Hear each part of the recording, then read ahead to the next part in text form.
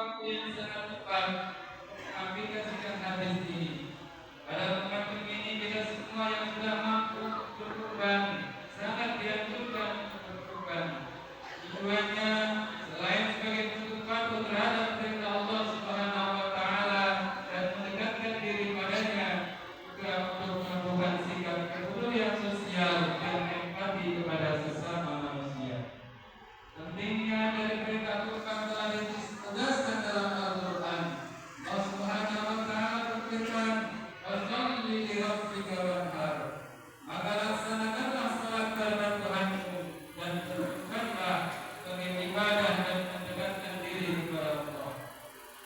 Di sinilah letak aspek sosial dari kurban. Melalui pembagian daging kurban kita berbagi dengan saudara-saudara kita yang mungkin jarang menikmati daging sepanjang tahun. Kurban menjembatani jurang antara si kaya dan si miskin, menguatkan solidaritas sosial dan menumbuhkan rasa empati.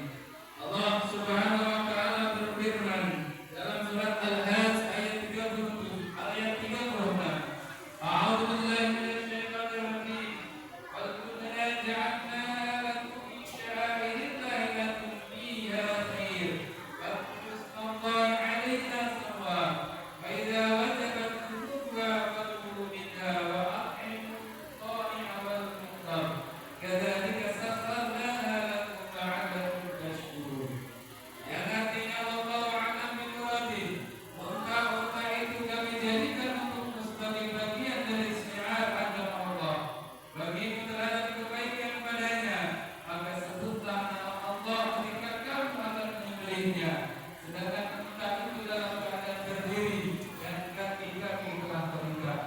Lalu apabila telah rebah atau mati, makanlah sebagiannya dan berilah makan orang yang merasa cukup dengan apa yang ada padanya dan orang-orang yang meminta-minta.